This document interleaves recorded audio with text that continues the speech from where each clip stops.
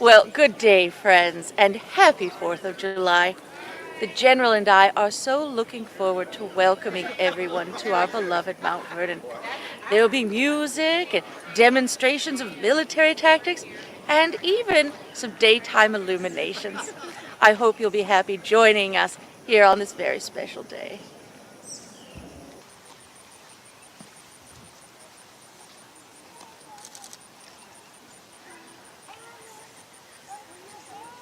This man is unshaved. Yes, sir.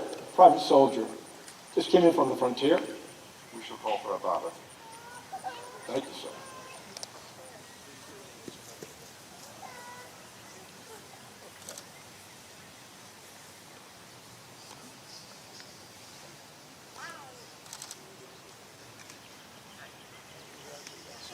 I cannot help but notice that many of these men seem to have an excellent laundry.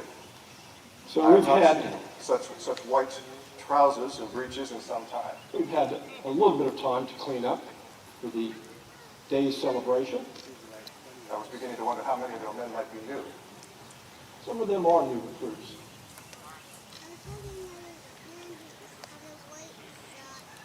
Perhaps not all of them are new.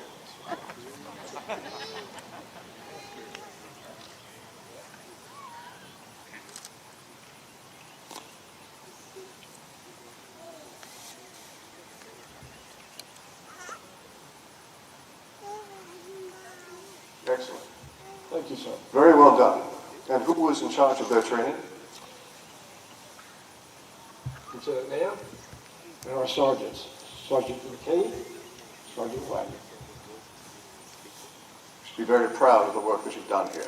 Thank you, sir.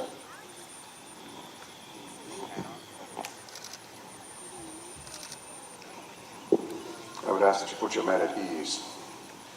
Take care. Order. As you were. Shut. Fire.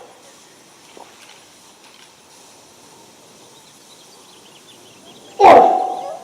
Fire. Rest. Welcome, and happy Independence Day. So good to see so many of you back with us today. I would ask that you make sure your men do not fire upon any across that have chosen red as their color today. We will be careful, sir. Shortly we will hear read the Declaration of July 4th of 1776. Now, this document may be very well known to you. But if you can imagine, upon the day that it arrived in my hand, I had been told that the debate of independence was going forward. I knew that that was likely going to be the outcome. But this document was not what I was prepared for. In fact, what I saw before me was not only a declaration of independence, but was a declaration of who we intended to be and what type of government we were going to form. A government that had rights at its very beginning, and that would discuss not a rule by a king or a queen, but that we could govern ourselves. I knew at that moment that my army was no longer an army fighting for its English rights, but it was now an army upon which the fate of unborn millions would lay. It was a short time before I had the Declaration read before my men, and I did not know how they would respond upon that day. But when they heard those words, and they heard the conclusion before the support of this declaration, with a firm reliance on the protection of divine providence, we mutually pledge to each other our lives, our fortunes, and our sacred honor. Those men lined up in New York began to cheer and raise their hats and congratulate each other. This was very much so the birth of something new. not several different colonies that had come together to support each other, but the birth of the United States of America. It is my great pleasure now to call forth someone to read those words. And I ask that you listen carefully and recognize that while we may not have always lived up to the expectations that we have put in this document, this is not a declaration of who we were or even who we are, but it is always the declaration of who we wish to be. And I don't believe I need to name the distinguished gentleman who walks towards me. But these words I ask that you listen to, and while you can hear a list of grievances, you will hear that there is something much deeper than those merely that were our causes for war. They are our cause to come together. Sir, General, it's my pleasure, it's my honor to be here this afternoon or this morning.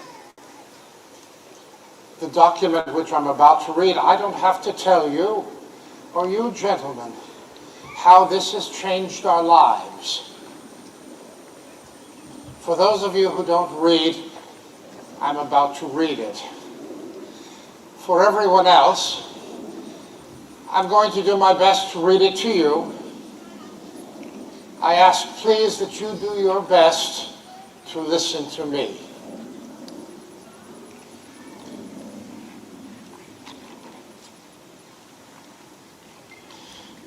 This copy was printed in Boston by John Gill, Powers, and Willis in Queen Street.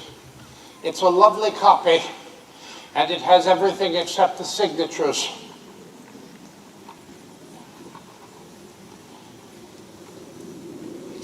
It has been read many times, as you might gather. In Congress, July 4, 1776, a declaration by the representatives of the United States of America in General Congress assembled. When in the course of human events it becomes necessary for one people to dissolve the political bands which have connected them with another, and to assume among the powers of the earth the separate and equal station to which the laws of nature and of nature's God entitle them, a decent respect to the opinions of mankind requires that they should declare the causes which impel them to the separation. We hold these truths to be self-evident, that all men are created equal, that they are endowed by their Creator with certain unalienable rights, that among these are life, liberty, and the pursuit of happiness. That to secure these rights, governments are instituted among men, deriving their just powers from the consent of the governed. That when any form of government becomes destructive of these, it is the right of the people to alter or to abolish it, and to institute new government, laying its foundation on such principles and organizing its powers in such happiness, in such form, as to them shall seem most likely to affect their safety and happiness. Prudence, indeed, will dictate that governments long established should not be changed for light and transient causes, and accordingly all experience hath shown that mankind are more disposed to suffer while evils are sufferable than to right themselves by abolishing the forms to which they are accustomed. But when a long train of abuses and usurpations, pursuing invariably the same object, evinces a design to reduce them under absolute despotism, it is their right, it is their duty to throw off such government and to provide new gods for their future security. Such has been the patient sufferance of these colonies, and such is now the necessity which constrains them to alter their former systems of government. The history of the present King of Great Britain is a history of repeated injuries and usurpations, all having the same direct object, the establishment of an absolute tyranny over these states. To prove this, let the facts be submitted to a candid world. He has refused his assent to laws the most wholesome and necessary for the public good. He has forbidden his governors to pass laws of immediate and pressing importance unless suspended in their operation till his assent should be obtained. And when so suspended, he has utterly neglected to attend to them. He has refused to pass other laws for the accommodation of large districts of people unless those people would relinquish the right of representation in the legislature, a right inestimable to them and formidable to tyrants only. He has called together legislative bodies at places unusual, uncomfortable, and distant from the depository of their public records for the sole purpose of fatiguing them into compliance with his measures. He has dissolved representative houses repeatedly for opposing with manly firmness his invasions on the rights of the people. He has refused for a long time after such dissolutions to cause others to be elected, whereby the legislative powers incapable of annihilation have returned to the people at large for their exercise, the state remaining in the meantime exposed to all the dangers of invasion from without and convulsions from within. He has endeavored to prevent the population of the states for that purpose, obstructing the laws for naturalization of foreigners, refusing to pass others to encourage their migrations hither, and raising the conditions of new appropriations of lands. He has obstructed the administration of justice by refusing his assent to laws for establishing judiciary powers. He has made judges dependent on his will alone for the tenure of their offices and the amount and payment of their salaries. He has erected a multitude of new offices and sent hither swarms of officers to harass our people and eat out their substance. He has kept among us in times of peace standing armies without the consent of our legislatures. He has affected to render the military independent of and superior to the civil power.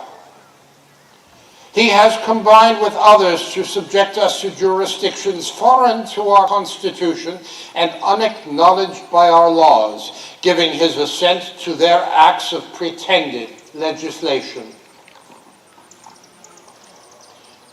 For quartering large bodies of armed troops among us, for protecting them by a mock trial from punishment for any murders which they should commit on the inhabitants of these states, for cutting off our trade with all parts of the world, for imposing taxes on us without our consent, for depriving us in many cases the benefits of trial by jury, for transporting us beyond seas to be tried for pretended offenses, for abolishing the free system of English laws in a neighboring province, enabling therein an arbitrary government, and enlarging its boundaries so as to render it at once an example and fit instrument for introducing the same absolute rule into these colonies, for taking away our charters, abolishing our most valuable laws,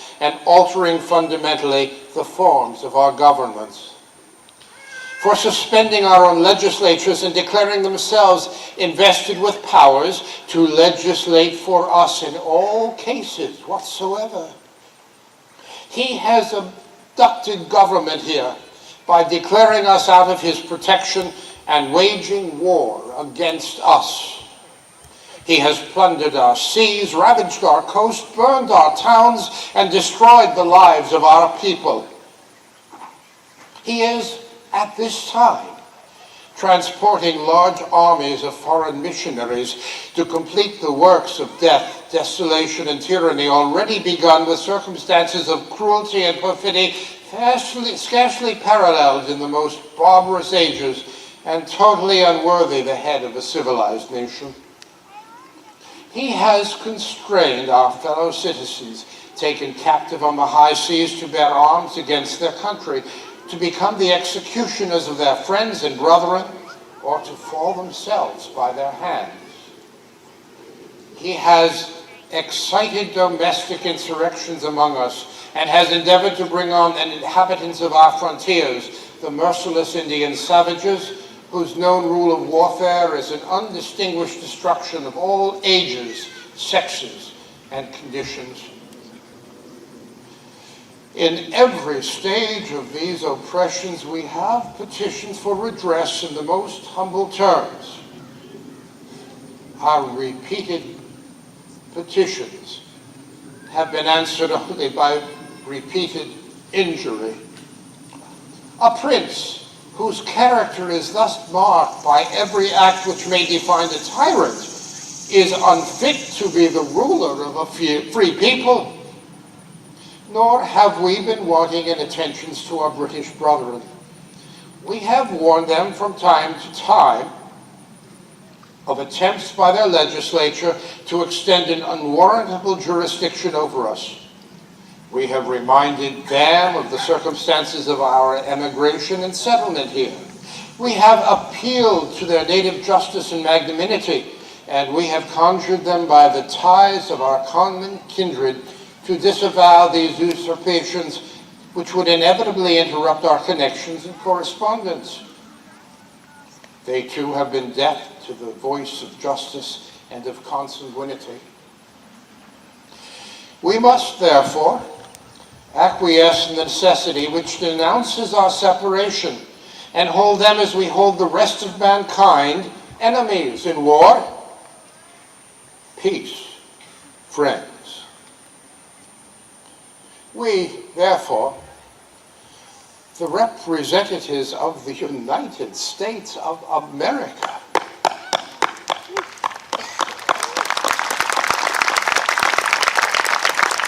in General Congress assembled, appealing to the Supreme Judge of the world for the rectitude of our intentions, do in the name and by the authority of the good people of these colonies solemnly publish and declare that these colonies are, and of right, ought to be free and independent states. Who's that?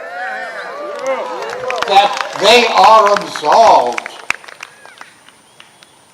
from all allegiance to the British Crown, and that all political connection between them and the state of Great Britain is and ought to be totally dissolved, and that as free and independent states, they have full power to levy war, conclude peace, contract alliances, establish commerce, and do all things, acts, and things which independent states may of right do. And for the support of this declaration, with a firm reliance on the protection of divine providence, we mutually pledge to each other our lives, our fortunes, and our sacred honor.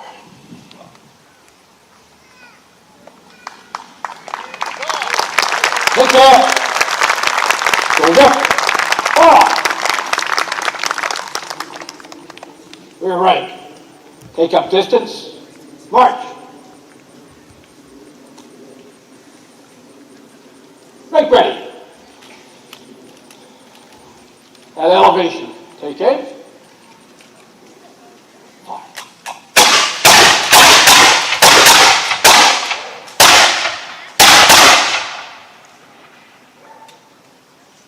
Shoulder. Voila.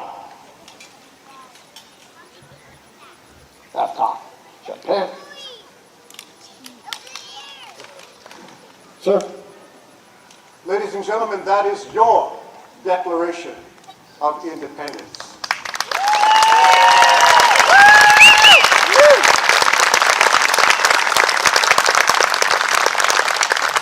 These words belong to each of you and also hold deep responsibilities for each of you. Because the government that we formed and the Constitution that we created was to uphold and forward these ideas of the rights, the privileges, and the responsibilities of our new nation. I'm so very glad that you've chosen to join us here today. Welcome to all, and may heaven bless the United States of America.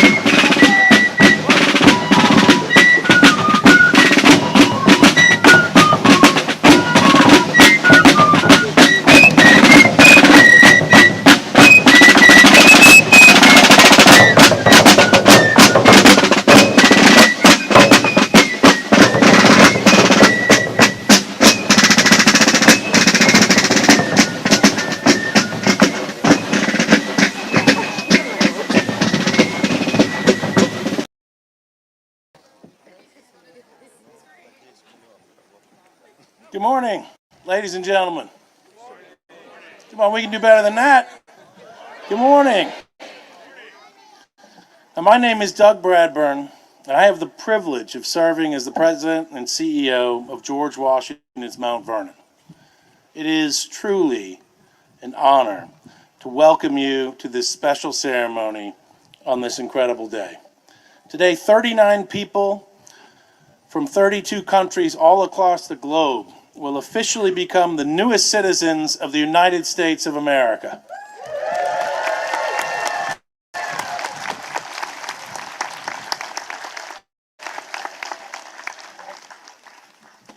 For more than 40 years, this was the place that George Washington called home. And it wouldn't exist today without the extraordinary vision of the Mount Vernon Ladies Association, a group of women who led a national campaign in the 1850s to save this touchstone of American identity for liberty-loving people all around the world.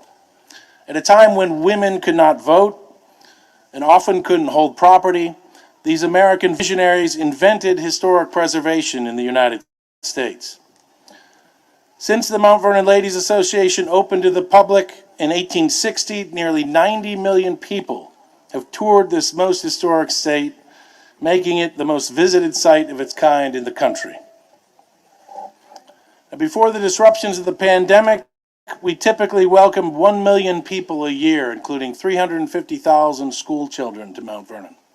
People of all ages, all walks of life, all races, all creeds, ethnicities come here to pay tribute to George Washington and learn the stories that connect us to each other, and to say thank you for the service and sacrifice of those who helped establish the nation in which we now live. The stories of our founding matter. They bind us together. We're the only country in the history of the world founded based on an idea that the people are sovereign, that they can govern themselves, that they have rights which governments exist to protect, and our values are embedded in the documents and the history of the founding struggle. They shape the potential of each of us who call upon their lessons and inspiration. It was George Washington who served in the three most important roles in the founding of our great republic: Commander-in-Chief during the American Revolutionary War, who persevered when the cause seemed lost, whose own personal courage and vigilance protected the spirit of independence in the darkest times of war, and by winning affirmed the truth of the Declaration of Independence that we celebrate today. George Washington was also president of our Constitutional Convention, who shepherded the extraordinary compromises which saved the Union after the war, creating the fundamental basis of principles, the Constitution and the Bill of Rights that still govern us today. And George Washington was the first president of the United States, whose character and judgment created a powerful office to establish law and order, and whose humility allowed the United States to survive beyond his time, free from the abuses of arbitrary power. There would be no generalissimo to take the reins in the United States of America. For Washington, the founding of the United States was always considered a great experiment in human happiness under civil society. And you today are about to become part of our ongoing effort to make a more perfect union. You've earned that place with your hard work and effort. Now, George Washington often noted that the decision of his generation would affect millions of people unborn. And if American citizens were not entirely free and happy, the fault would be entirely their own. We are inheritors of those choices, and not all of them were good. But we together will shape the world for countless other millions. That is the gift and the burden of self-governance. We are all in it together. There's no one else to blame. We have the power to shape our country and our children's future, to be a great example of liberty under law, more just and more free. So today's ceremony is a very important one, important to you and your family, and important to our shared national story together. Welcoming new citizens from distant and foreign lands is an ideal born in America's founding. And today you recreate the revolutionary action of the founding generation, to freely choose to come together to be a part of this new nation, the United States of America. It was the choice that George Washington made. He wasn't born an American citizen. And there could be no more appropriate place for a ceremony such as this than the home of the country's most famous founding father, and no more appropriate day than on Independence Day. I envy you this exciting moment.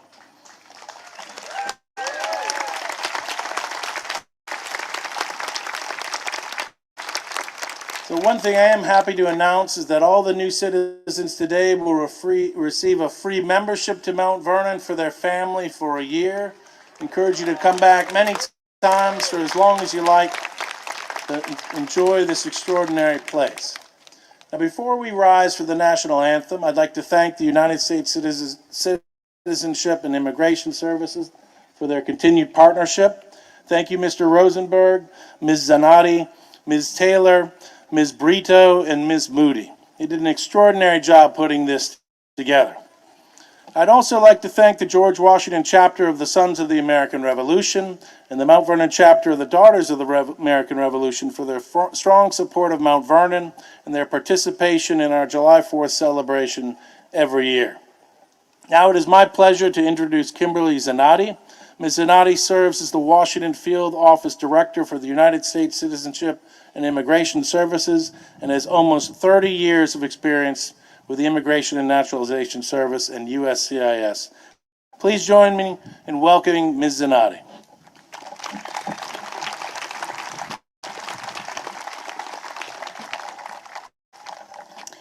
Good morning, and thank you, Dr. Bradford, for welcoming us all here today. My name is Kimberly Zanotti, and I am the Washington Field Office Director for the U.S. Citizenship and Immigration Services Field Office in Fairfax, Virginia. It is my pleasure to welcome you and your family, friends, and guests to today's special naturalization ceremony here at George and Martha Washington's Mount Vernon. I also want to thank the wonderful team here at Mount Vernon for hosting us on this very special day. It is my honor to acknowledge the presence of Mr. Ron Rosenberg, District Director of the Washington District Office. Thank you for joining us.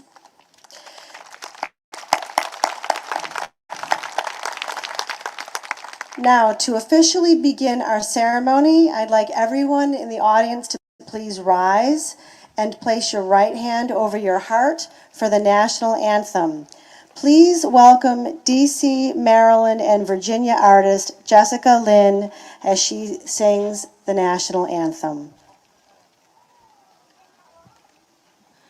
Oh, say, can you see by the dawn's early light what so proudly we hailed at the twilight's last gleaming, whose broad stripes and bright stars through the perilous fight o'er the ramparts we watched were so gallantly streaming. And the rocket's red glare, the bombs bursting in air, gave proof through the night that our flag was still there. Oh, say does that star-spangled banner yet wave o'er the land of the free and the home of the brave?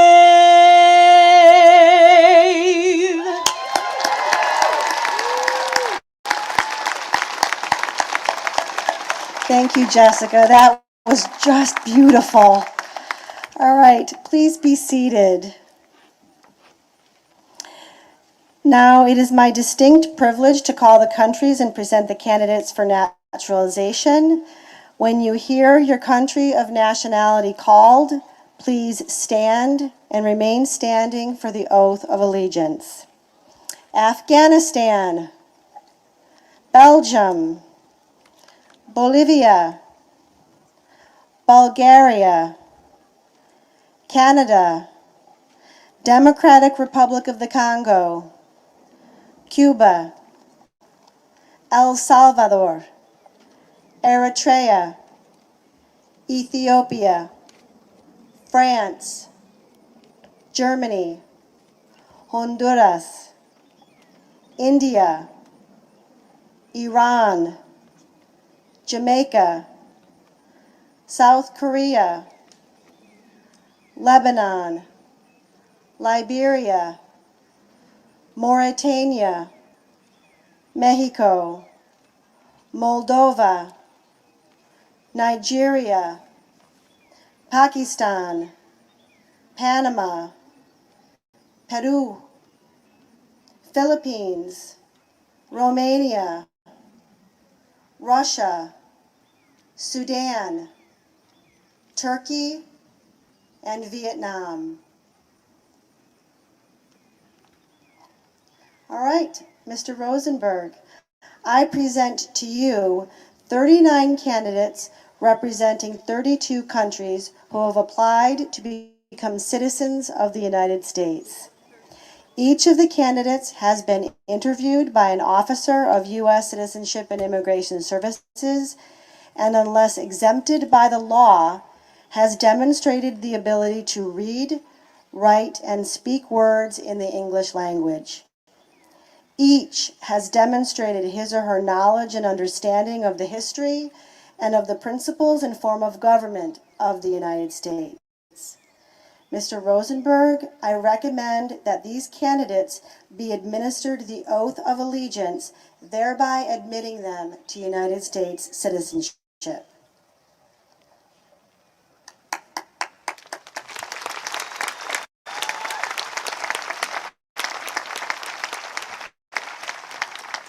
Thank you, Kim. It's my pleasure and privilege to administer the oath of allegiance to the candidates for naturalization assembled here today. This is the culmination of a long journey. Those of us who work in the immigration field know how long and how much you've been through to get to this day. And we're so honored to be able to do this with you, celebrate with you. Candidates for naturalization, please raise your right hand and repeat after me. I hereby declare on oath that I absolutely and entirely renounce and abjure all allegiance and fidelity to any foreign prince, potentate, state, or sovereignty, of whom or which I have heretofore been a subject or citizen, that I will support and defend the Constitution and laws of the United States of America against all enemies, foreign and domestic, that I will bear true faith and allegiance to the same, that I will bear arms on behalf of the United States when required by the law, that I will perform non-combatant service in the armed forces of the United States when required by the law, that I will perform work of national importance under civilian direction when required by the law, and that I take this obligation freely without any mental reservation or purpose of evasion. So help me God. Congratulations.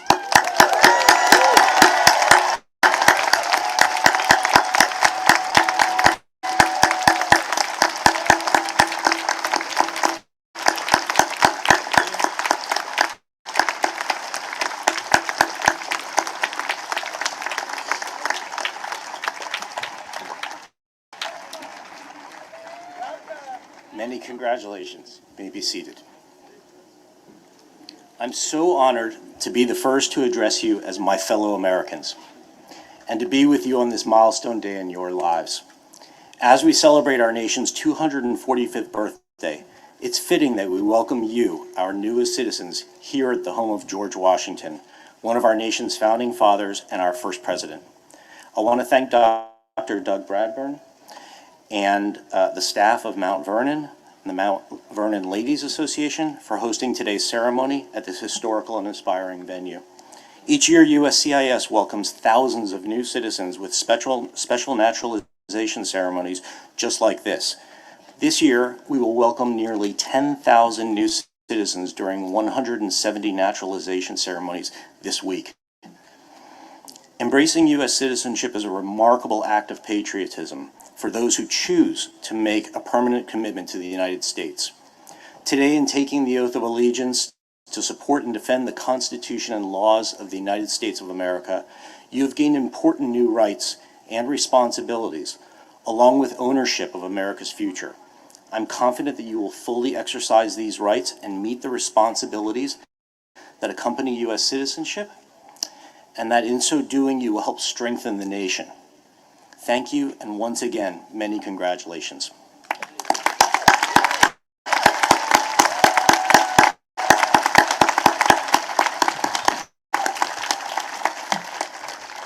So at this time, I would like to ask all of you to stand for the Pledge of Allegiance. Unlike the Oath of Allegiance, when you raise your right hand and repeat after me, when we say the Pledge of Allegiance, we place our right hand over our heart and we recite the pledge in unison. I'd like to introduce Specialist Alexandra Stepan of the United States Army and newly sworn-in fellow citizen to lead us in the Pledge of Allegiance.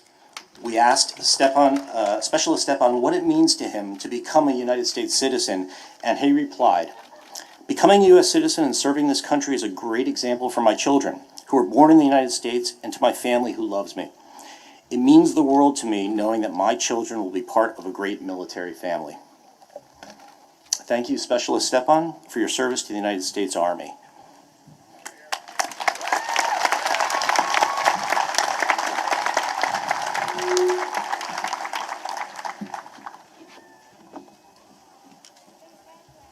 I pledge of allegiance to the flag of the United States of America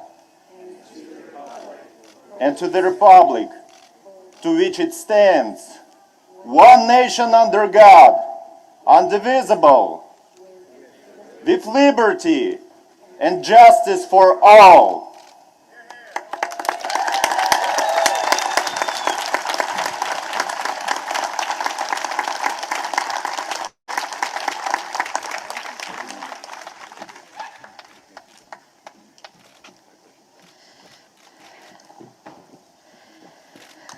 Please be seated, everyone. And let's give him another round of applause for leading us in the pledge.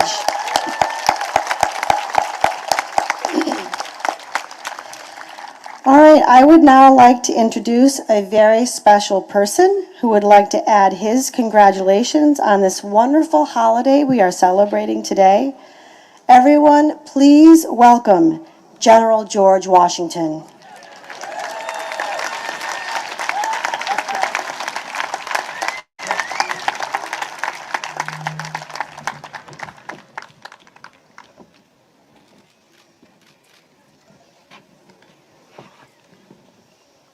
Welcome to my home on this twice happy day.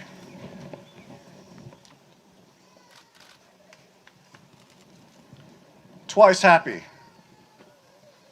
because, of course, it is the birth of our nation that we celebrate today. But also, it is the day that you have all become citizens of the United States of America.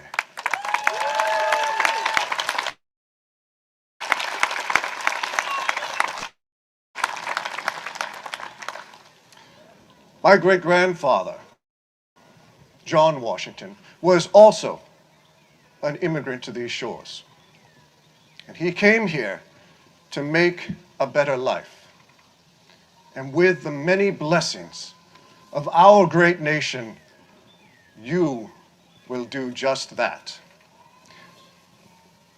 I must tell you, though, there are prices that must be paid amongst the American people. These blessings of liberty and freedom that have been given to us by a divine providence are not free. A democratic republic requires that its citizens be active and informed so that the nation may prosper. And so I ask you from this day forward to use your active and informed virtue, moderation, and patriotism so that we may see a continuation of this blessing of liberty. As I look at you today, I'm so pleased to be before you. And it recalls to my mind that as this is our twice happy day, the anniversary of the birth of our nation, this day I was not with the Congress when the Declaration was written and first voted upon. I was in New York, and we were still fighting, as it turned out, a war that would be necessary to ensure our independence and our liberties. But that day in Philadelphia, the Congress voted not to form a nation like the one they had come from or they had known. At the time, you may well know that all other nations seemed to be commanded by people of absolute power. There were kings, queens, sheiks, viziers, caliphs, empresses, emperors, a mikado, and czars and czarinas. This would be a new kind of nation. They believed firmly that we could govern ourselves. And this principle, that we could govern ourselves, meant that we would not have a nation that was ruled or thought of by a dynasty, or somehow by a religion, or by some type of might makes right. Instead, we would have a nation of laws. You are now all subject to those laws. From this day forward, you are a citizen the same as I am a citizen. And this story of how our nation was birthed is not only my story, it is your story as much as it is mine. It is my most devout prayer that the author of life would bless this country and bless all of you, our new citizens. I would also ask that he would give us all a spirit of brotherly love, one for another and for our fellow citizens, that we might always do justice to all. It is my great honor and joy to be before you today and to say to you, welcome. Welcome home.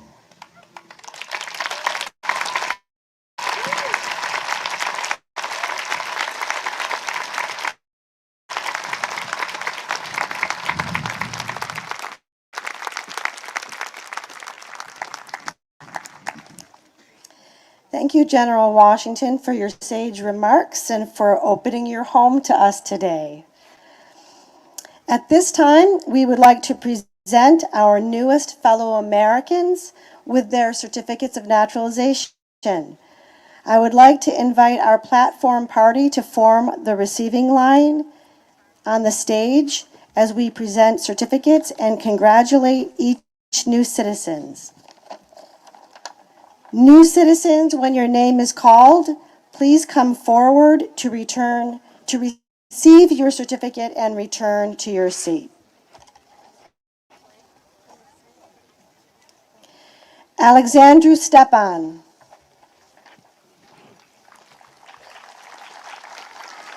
Joshua Tess Green.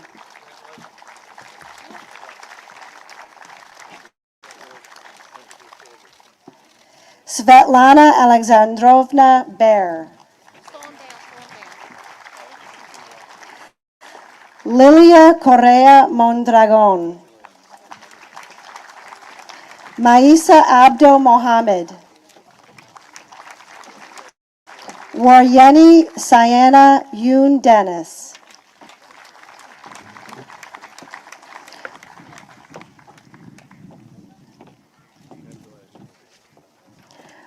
Roberto Javier Zani Cabieses.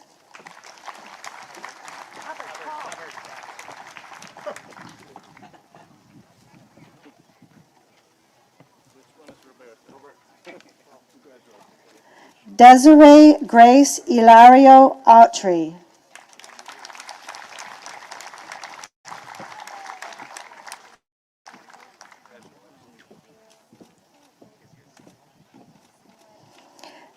Joan Evelyn Meyer Hubbard.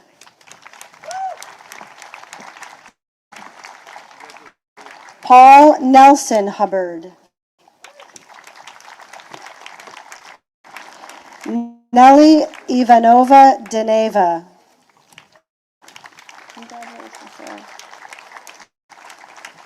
Mandana Shayaganfar.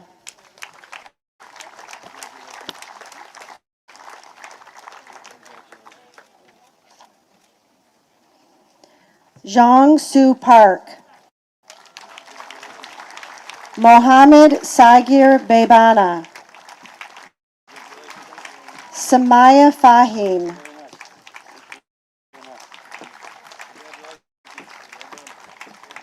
Tan Duc Wen.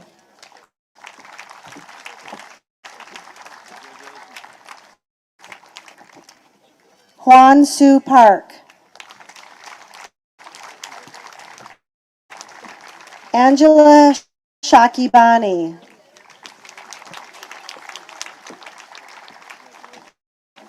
Alareza Kermani.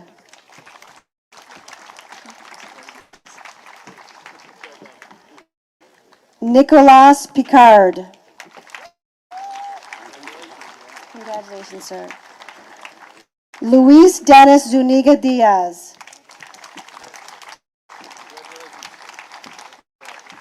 Diego Joel Angulo Herrera.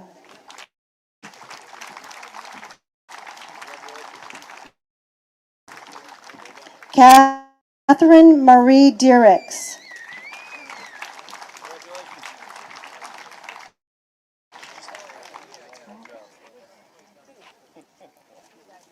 Happy belated birthday. Jayoa Mashinda Mulangu.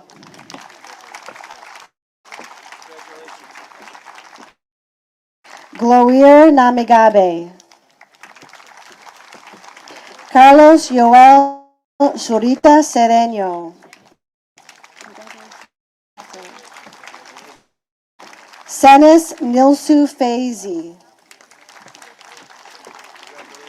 Eduardo Javier Machiavello Martinez. Vishal Madan.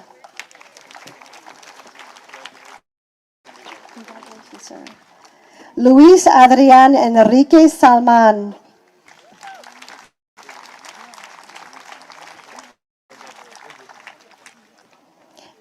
Erica Melzetta Campbell Proctor.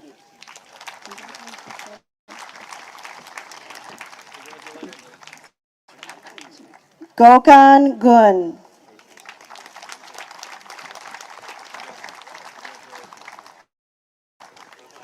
Zhang Suk Yi.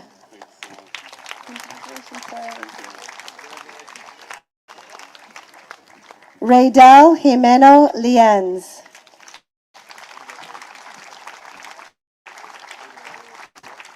Giovanna Remo Maroni.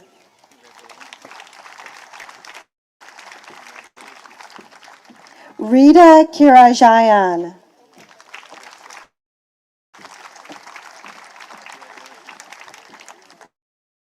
Christian Thomas Fisher. Sige Zaire Desta. And Michelle Del Carmen Villaluas.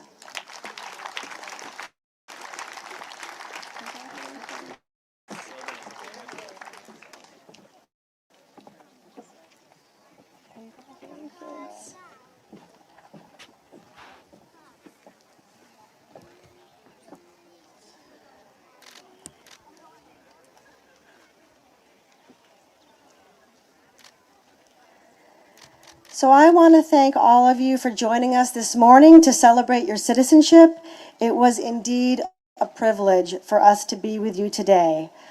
Let's have a final round of applause for America's newest citizens.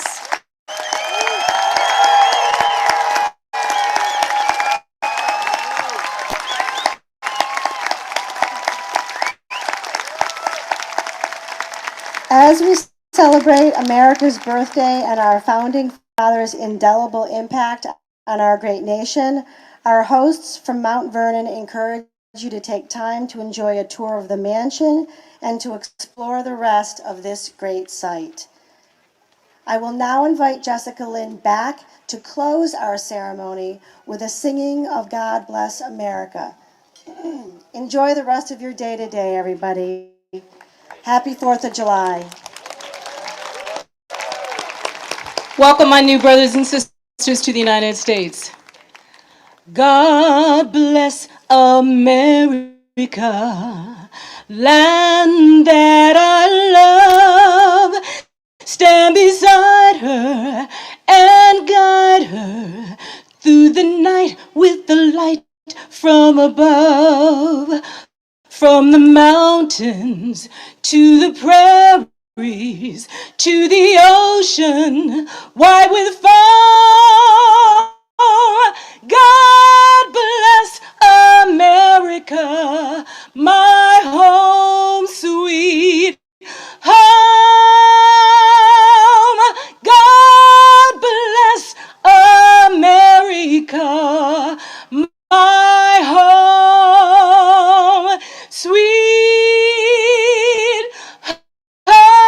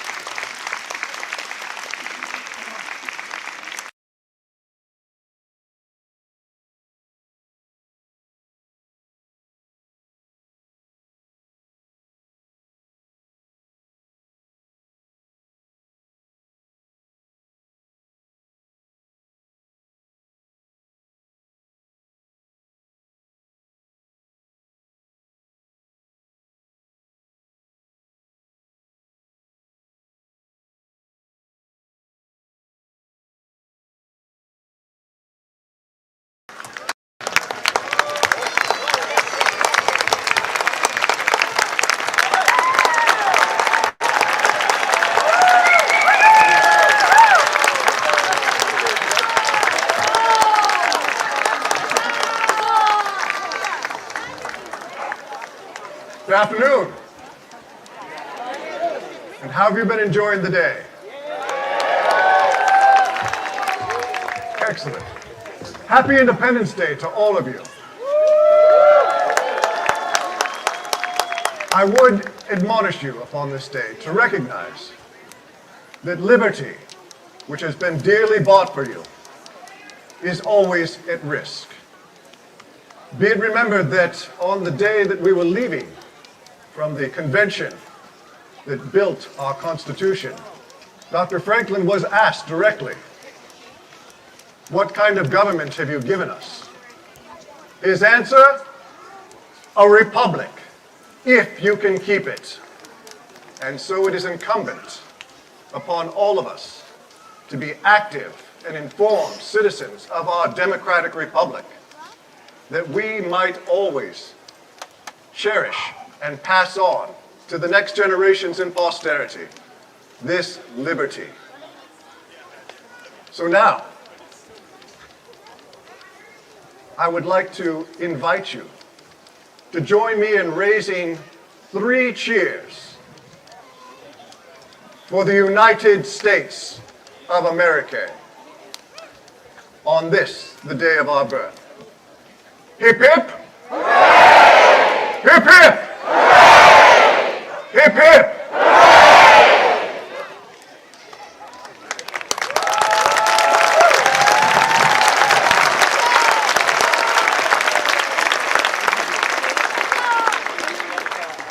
And as always, we take this opportunity to remember that that light of liberty should be seen not just here, but as far away as possible. And so it is always a pleasure on the glorious 4th to illuminate the skies, and this afternoon to have some artillery that is sent to salute this auspicious day. And I believe we have some soldiers standing by, do we not? I see hands pointing this way. If you are ready,